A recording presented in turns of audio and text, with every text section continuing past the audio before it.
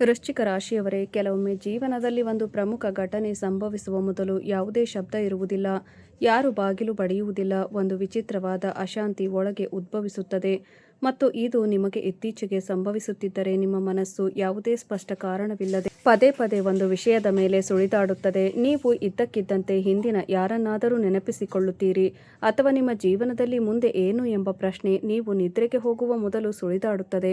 ಇಂದಿನ ಸುದ್ದಿಗಳನ್ನು ಹಗುರವಾಗಿ ತೆಗೆದುಕೊಳ್ಳಬೇಡಿ, ಏಕೆಂದರೆ ನೀವು ನೋಡುತ್ತಿರುವ ಚಿಹ್ನೆಗಳ ಬಗ್ಗೆ ವಿಚಿತ್ರವಾದ ವಿಷಯವೇನೆಂದರೆ ಏನಾದರೂ ಬದಲಾಗಲಿದೆ ಎಂಬುದಲ್ಲ. ವಿಚಿತ್ರವಾದ ವಿಷಯವೇನೆಂದರೆ ಆ ಬದಲಾವಣೆಯು ನೀವು ಆಶಿಸುವುದನ್ನು ನಿಲ್ಲಿಸಿದ ಸ್ಥಳದಿಂದ ಪ್ರಾರಂಭವಾಗುವ ಸಾಧ್ಯತೆಯಿದೆ ಮತ್ತು ಎಚ್ಚರಿಕೆಯಿಂದ ಆಲಿಸಬೇಕು.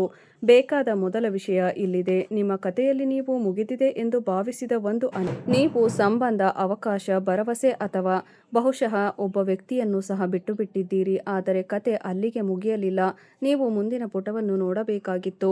ನಿಮಗೆ ಬೇರೇನೋ ಆಗಿ ಕಾಣಿಸಿಕೊಳ್ಳುವ, ಆದರೆ ನಿಮ್ಮ ಬಗ್ಗೆ ಆಳವಾಗಿ ಯೋಚಿಸುವ ಯಾರೋ ಇದ್ದಾರೆ. ಅವನು ನಿಮ್ಮ ಶತ್ರುವಾಗಿರಬೇಕಾಗಿಲ್ಲ, ಆದರೆ ಅದು ಈ ಇಡೀ ಚಿಹ್ನೆಯ ಅತ್ಯಂತ ನಿಗೂಢ ಭಾಗವಾಗಿದೆ. ನೀವು ಸಂವಹನ ನಡೆಸುತ್ತಿರುವ ಯಾರೊಬ್ಬರಿಂದ ಬಂದ ನಿರ್ಧಾರ ಅಥವಾ ಮಾತು ನಿಮ್ಮ ಭವಿಷ್ಯದ ಮೇಲೆ ಆಳವಾದ ಪರಿಣಾಮ ಬೀರಬಹುದು.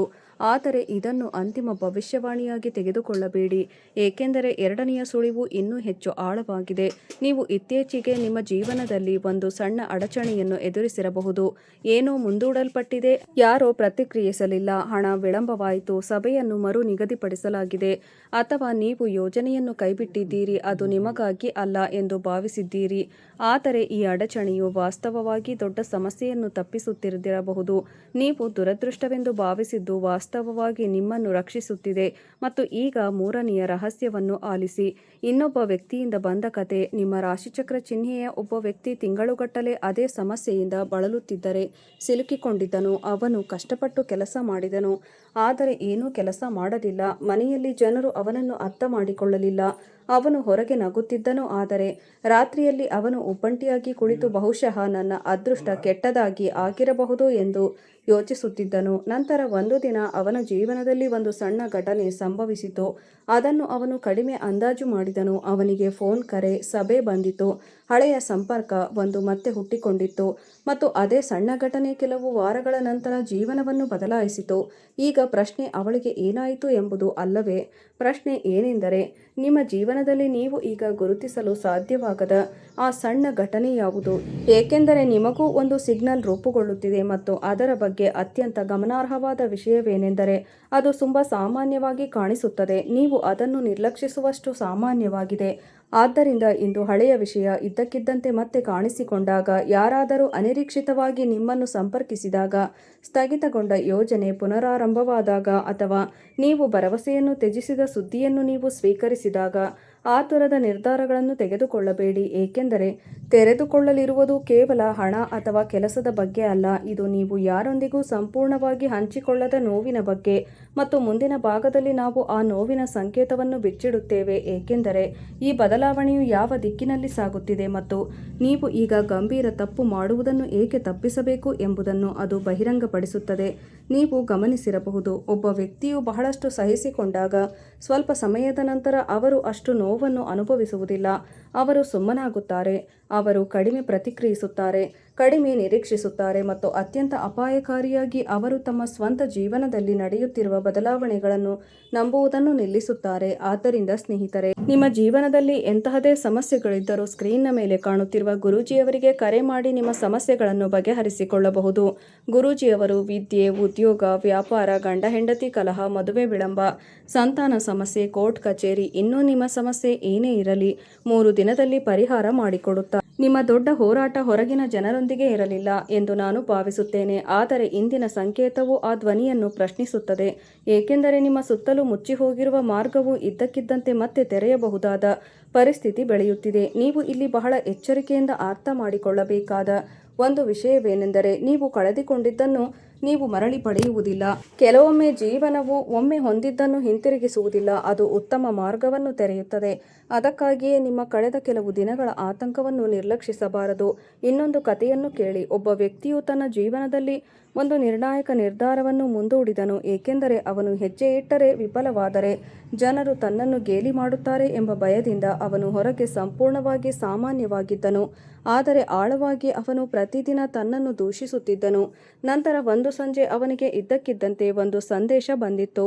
ಸಂದೇಶವು ತುಂಬ ಚಿಕ್ಕದಾಗಿತ್ತು, ಪ್ರಮುಖವಾದದ್ದೇನೂ ಅಲ್ಲ, ಆದರೆ ಆ ಸಂದೇಶವು ಅವನನ್ನು ಬಹಳ ದಿನಗಳಿಂದ ಹುಡುಕುತ್ತಿದ್ದ ಅವಕಾಶವನ್ನು ನೀಡಿದ ಯಾರೊಂದಿಗಾದರೂ ಸಂಪರ್ಕಿಸಿತು. ಆ ದಿನ ಅವನು ಆ ಸಂದೇಶವನ್ನು ನಿರ್ಲಕ್ಷಿಸಿದ್ದರೆ ಊಹಿಸಿ, ಇದು ನಿಮ್ಮ ಮೊದಲ ಮತ್ತು ಪ್ರಮುಖ ಸಂಕೇತ. ನಿಮ್ಮ ಜೀವನದಲ್ಲಿ ಒಂದು ಸಣ್ಣ ಅಧಿಸೂಚನೆ, ಸಂಕ್ಷಿಪ್ತ ಫೋನ್ ಸೂಚನೆ, ಸಂಕ್ಷಿಪ್ತ ಫೋನ್ ಕರೆ, ಕಿರು ಸಂದೇಶ, ಆಕಸ್ಮಿಕ ಭೇಟಿ ಅಥವಾ ಹಳೆಯ ಸಂಪರ್ಕದ ಪುನರಾವರ್ತನೆಯು ಬದಲಾವಣೆಯ ಆರಂಭವಾಗಬಹುದು. ಆದರೆ ಕತೆ ಅಲ್ಲಿಗೆ ಮುಗಿಯುವುದಿಲ್ಲ, ಏಕೆಂದರೆ ಈ ಸಂಕೇತದ ಹಿಂದೆ ಒಬ್ಬ ವ್ಯಕ್ತಿಯ ಶಕ್ತಿಯು ಆ ವ್ಯಕ್ತಿ ನಿಮಗೆ ತುಂಬ ಹತ್ತಿರವಾಗಿರಬಹುದು, ಆದರೆ ಅವರು ನಿಮಗೆ ಎಲ್ಲವನ್ನೂ ಒಪ್ಪಿಸಿಕೊಳ್ಳುವುದಿಲ್ಲ ಎಂದರ್ಥವಲ್ಲ. ಅವರು ನಿಮ್ಮನ್ನು ಒಂದು ಹಂತದಲ್ಲಿ ದುರ್ಬಲರೆಂದು ಪರಿಗಣಿಸಬಹುದು. ಬಹುಶಃ ಅವರು ನಿಮಗೆ ನಿಮ್ಮ ಸಾಮರ್ಥ್ಯವನ್ನು ಕಡಿಮೆ ಅಂದಾಜು ಮಾಡಿದ್ದಾರೆ. ಬಹುಶಃ ಅವರು ನಿಮ್ಮ ಮೌನವನ್ನು ಸೋಲು ಎಂದು ತಪ್ಪಾಗಿ ಭಾವಿಸಿದ್ದಾರೆ, ಮತ್ತು ಅದು ಅವರ ದೊಡ್ಡ ತಪ್ಪಾಗಿರಬಹುದು, ಏಕೆಂದರೆ ನಿಮ್ಮನ್ನು ಕೀಳಾಗಿ ಪರಿಗಣಿಸಿದ ವ್ಯಕ್ತಿ ಒಂದು ದಿನ ನಿಮ್ಮ ಪ್ರಗತಿಯನ್ನು ನೋಡಿದ ನಂತರ ಮೌನವಾಗುತ್ತಾನೆ ಎಂದು ಭವಿಷ್ಯವು ಬಹಿರಂಗಪಡಿಸಬಹುದು. ಆದರೆ ಇಲ್ಲಿ ಜಾಗರೂಕರಾಗಿರಿ. ನೀವು ಹಳೆಯ ನೋವನ್ನು ನೆನಪಿಸಿಕೊಂಡರೆ ಸೇಡು ತೀರಿಸಿಕೊಳ್ಳುವ ಭಯಕ್ಕೆ ನಿಮ್ಮನ್ನು ಮುನ್ನಡೆಸಲು ಬಿಡಬೇಡಿ. ಮುನ್ನಡೆಸಲು, ಏಕೆಂದರೆ ನಿಜವಾದ ಗೆಲುವು ಯಾರನ್ನಾದರೂ ಸೋಲಿಸುವುದರ ಬಗ್ಗೆ ಅಲ್ಲ. ನಿಜವಾದ ಗೆಲುವು ಇನ್ನು ಮುಂದೆ ಆ ವ್ಯಕ್ತಿಯ ಅನುಮೋದನೆಯ ಅಗತ್ಯವಿರುವುದಿಲ್ಲದಿರುವುದು. ಮತ್ತು ಈಗ ಹಣದ ವಿಷಯದಲ್ಲಿ ನೀವು ದೀರ್ಘಕಾಲದಿಂದ ಹಣದ ಬಗ್ಗೆ ಚಿಂತಿಸುತ್ತಿದ್ದರೆ, ನಿಂತ ಹಣ, ಅಸ್ಥಿರ ಕೆಲಸ, ಆದಾಯದ ಒತ್ತಡ, ಮನೆಯ ವೆಚ್ಚಗಳು ಅಥವಾ ಭವಿಷ್ಯದ ಬಗ್ಗೆ ಆತಂಕದ ಪರಿಸ್ಥಿತಿ ಕ್ರಮೇಣ ಬದಲಾಗುವ ಸಾಮರ್ಥ್ಯವನ್ನು ಹೊಂದಿದೆ ಎಂದು ಚಿಹ್ನೆಗಳು ಸೂಚಿಸುತ್ತವೆ. ಆದರೆ ಹಣ ಇದ್ದಕ್ಕಿದ್ದಂತೆ ಆಕಾಶದಿಂದ ಬೀಳುವುದಿಲ್ಲ. ಇಲ್ಲಿ ಕಠಿಣ ಪರಿಶ್ರಮ, ಸರಿಯಾದ ನಿರ್ಧಾರಗಳು ಮತ್ತು ಸರಿಯಾದ ಸಮಯ ಎಲ್ಲವೂ ಒಟ್ಟಿಗೆ ಕೆಲಸ ಮಾಡುತ್ತವೆ.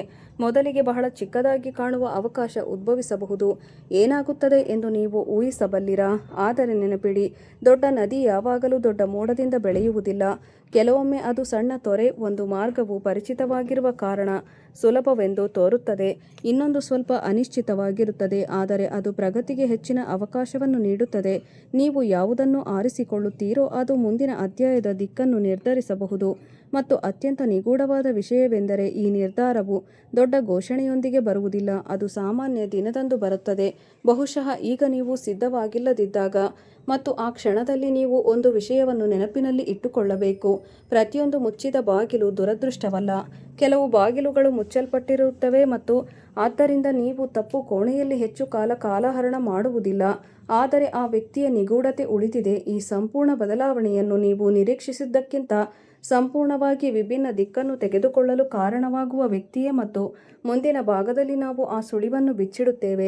ನಿಮ್ಮ ಜಾತಕದಲ್ಲಿ ಇಲ್ಲಿಯವರೆಗೆ ಬಹಿರಂಗಗೊಂಡಿರುವುದು ಕೇವಲ ಒಂದು ಸುಳಿವು ಮಾತ್ರ, ಆದರೆ ಈಗ ಕಥೆಯು ಸುಳಿವುಗಳು ಮತ್ತು ನೈಜ ಸಂದರ್ಭಗಳು ಹೆಣೆದುಕೊಂಡಿರುವ ಹಂತವನ್ನು ತಲುಪುತ್ತಿದೆ. ಮತ್ತು ಈ ಭಾಗವನ್ನು ಬಹಳ ವಿಚಿತ್ರವಾದ ಪ್ರಶ್ನೆಯೊಂದಿಗೆ ಪ್ರಾರಂಭಿಸೋಣ: ನಿಮ್ಮ ಜೀವನದಲ್ಲಿ ಬದಲಾವಣೆಯು ಹೊಸ ವ್ಯಕ್ತಿಯಿಂದಲ್ಲ, ಆದರೆ ಹಳೆಯ ವ್ಯಕ್ತಿ ಮಾಡಿದ ನಿರ್ಧಾರದಿಂದಾಗಿ ಎಂದು ಊಹಿಸಿ. ನೀವು ಯಾರೊಂದಿಗಾದರೂ ಮಾತನಾಡುವುದು ಕಡಿಮೆ ಆಗುತ್ತಿದೆಯೋ ಅವರ ಜೊತೆ ಬಹುಶಃ ನೀವು ಮೊದಲು ತುಂಬ ಮಾತನಾಡುತ್ತಿದ್ದಿರಬಹುದು. ನನಗೆ ಇನ್ನೂ ಚಿಂತೆಯಿಲ್ಲ ಎಂದು ನೀವು ಹೊರನೋಟಕ್ಕೆ ಹೇಳಬಹುದು, ಆದರೆ ಒಳಗೆ ಆಳವಾಗಿ ಆ ಭಾವನೆ ಇನ್ನೂ ಹಾಗೆಯೇ ಇರುತ್ತದೆ. ಇದು ಮೊದಲ ಭಾವನಾತ್ಮಕ ರಹಸ್ಯ, ಏಕೆಂದರೆ ಕೆಲವೊಮ್ಮೆ ಒಬ್ಬ ವ್ಯಕ್ತಿಯನ್ನು ಬಿಟ್ಟುಕೊಡುವುದಿಲ್ಲ. ಅವರು ಆ ವ್ಯಕ್ತಿಯ ಬಗ್ಗೆ ಹೊಂದಿದ್ದ ಭರವಸೆಯನ್ನು ಬಿಟ್ಟುಬಿಡುತ್ತಾರೆ, ಮತ್ತು ಆ ಭರವಸೆ ಇದ್ದಕ್ಕಿದ್ದಂತೆ ಮತ್ತೆ ಕಾಣಿಸಿಕೊಂಡಾಗ ಹಳೆಯ ನೋವು ಕೂಡ ಕ್ಷಣಿಕವಾಗಿ ಜಾಗೃತಗೊಳ್ಳುತ್ತದೆ. ಹಳೆಯ ಹೆಸರು, ಹಳೆಯ ಸ್ಥಳ, ಹಳೆಯ ನೆನಪು ಅಥವಾ ಹಳೆಯ ಸಂಪರ್ಕ ಇದ್ದಕ್ಕಿದ್ದಂತೆ ಮತ್ತೆ ಕಾಣಿಸಿಕೊಂಡರೆ ಭಾವನಾತ್ಮಕ ತೀರ್ಪಿಗೆ ಧಾವಿಸಬೇಡಿ. ಹಿಂತಿರುಗುವಿಕೆಗಳು ಯಾವಾಗಲೂ ಪುನರ್ಮಿಲನವನ್ನು ಸೂಚಿಸುವುದಿಲ್ಲ. ಕೆಲವೊಮ್ಮೆ ನೀವು ಇನ್ನು ಮುಂದೆ ಒಂದೇ ವ್ಯಕ್ತಿಯಲ್ಲ ಎಂದು ನಿಮಗೆ ಅರ್ಥ ಮಾಡಿಕೊಳ್ಳಲು ಒಬ್ಬ ವ್ಯಕ್ತಿಯು ಹಿಂತಿರುಗುತ್ತಾನೆ, ಮತ್ತು ಇಲ್ಲಿಯೇ ಎರಡನೆಯ ರಹಸ್ಯ ಪ್ರಾರಂಭವಾಗುತ್ತದೆ. ದೀರ್ಘಕಾಲದವರೆಗೆ ತನ್ನ ಕುಟುಂಬದಲ್ಲಿ ನಿರ್ಲಕ್ಷಿಸಲ್ಪಟ್ಟಿದ್ದಾಗಿ ಭಾವಿಸಿದ ವ್ಯಕ್ತಿಯ ಕಥೆಯನ್ನು ನೆನಪಿಡಿ. ಅವನು ಹಾಗೆ ಮಾಡಿದಷ್ಟು ಹೆಚ್ಚು ಜನರು ಅವನನ್ನು ಸಾಮಾನ್ಯ ಎಂದು ಪರಿಗಣಿಸುತ್ತಾರೆ.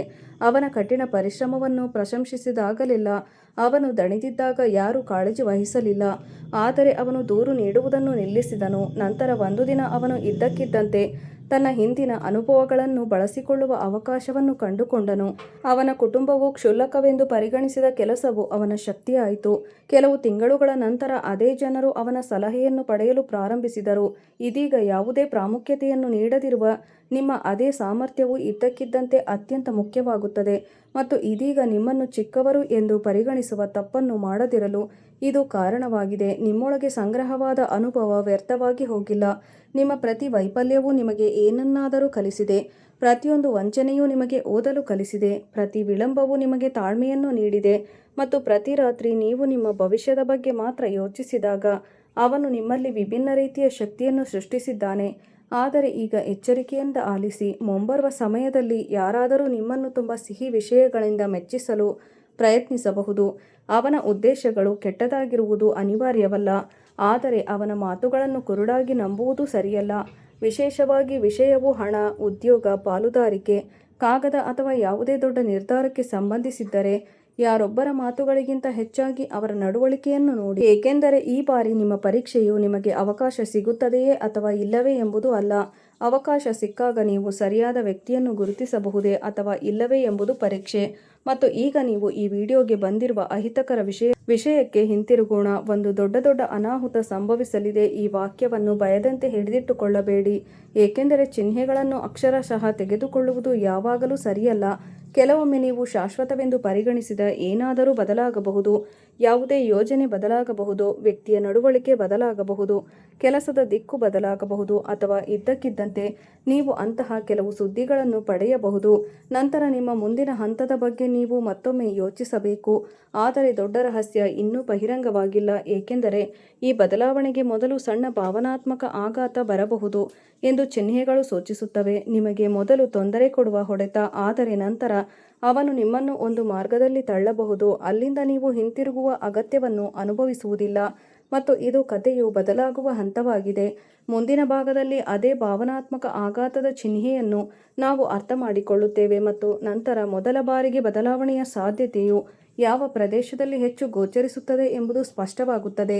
ನಿಮ್ಮ ರಾಶಿಚಕ್ರದಲ್ಲಿ ನೀವು ಇಲ್ಲಿಯವರೆಗೆ ಕೇಳಿದ ನಿಮ್ಮ ಜೀವನದ ಅನೇಕ ತುಣುಕುಗಳನ್ನು ನೀವು ನೋಡಿರಬಹುದು, ಆದರೆ ಈಗ ವಿಷಯಗಳು ಸ್ವಲ್ಪ ಅಹಿತಕರವಾಗಬಹುದಾದ ತಿರುವಿನ ಕಡೆಗೆ ಹೋಗೋಣ. ಏಕೆಂದರೆ ಪ್ರತಿಯೊಂದು ದೊಡ್ಡ ಬದಲಾವಣೆಯು ಮೊದಲು ಸಂತೋಷವಾಗಿ ಬರುವುದಿಲ್ಲ. ಕೆಲವೊಮ್ಮೆ ಅವನು ಚಡಪಡಿಕೆಯಾಗಿ ಮೊದಲು ಬರುತ್ತಾನೆ.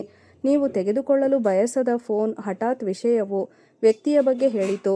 ಕೆಲವು ಕೆಲಸದ ಕೊನೆಯ ಕ್ಷಣದಲ್ಲಿ ನಿಲ್ಲಿಸಿ ನೀವು ತಪ್ಪಿಸಲು ಬಳಸಿದ ಕೆಲವು ಸತ್ಯದ ಮುಂಚೂಣಿಗೆ ಬರುತ್ತವೆ ಮತ್ತು ಆ ಕ್ಷಣದಲ್ಲಿ ನೀವು ಇದನ್ನು ನನ್ನ ಸ್ನೇಹಿತ ಎಂದು ಭಾವಿಸುತ್ತೀರಾ, ಏಕೆಂದರೆ ಮೊದಲ ನೋಟದಲ್ಲಿ ನಷ್ಟವೆಂದು ತೋರುವ ವಿಷಯವು ಬೇರೆಯದೇ ದಿಕ್ಕನ್ನು ಹೊಂದಿರಬಹುದು. ನಿಮ್ಮ ಜೀವನದಲ್ಲಿ ನೀವು ಬಹಳ ಸಮಯದಿಂದ ಮುಂದೂಡುತ್ತಿರುವ ಒಂದು ಕೆಲಸವಿದೆ ಎಂದು ಕಲ್ಪಿಸಿಕೊಳ್ಳಿ. ಅದು ಮುಖ್ಯ ಎಂದು ನಿಮಗೆ ತಿಳಿದಿದೆ, ಆದರೆ ನೀವು ಅದನ್ನು ಮುಂದೂಡುತ್ತಲೇ ಇರುತ್ತೀರಿ. ಕಾರಣ ಭಯವಾಗಿರಬಹುದು, ವೈಫಲ್ಯದ ಭಯ, ಜನರು ಏನು ಹೇಳುತ್ತಾರೆಂದು ಭಯ, ಅಥವಾ ನೀವು ಪ್ರಾರಂಭಿಸಿದರೆ ಮತ್ತು ವಿಷಯಗಳು ತಪ್ಪಾದರೆ ಏನಾಗುತ್ತದೆ ಎಂಬ ಭಯ. ಈಗ ಒಂದು ಪರಿಸ್ಥಿತಿಯು ಇದ್ದಕ್ಕಿದ್ದಂತೆ ಆ ಕೆಲಸವನ್ನು ಎದುರಿಸಲು ನಿಮ್ಮನ್ನು ಒತ್ತಾಯಿಸಿದರೆ ಅದು ಖಂಡಿತವಾಗಿ ಅಸಮಾಧಾನಗೊಳಿಸುತ್ತದೆ. ಸ್ನೇಹಿತರೆ, ಇಲ್ಲಿಯವರೆಗೂ ವಿಡಿಯೋ ನೋಡಿದ್ದಕ್ಕಾಗಿ ಧನ್ಯವಾದಗಳು.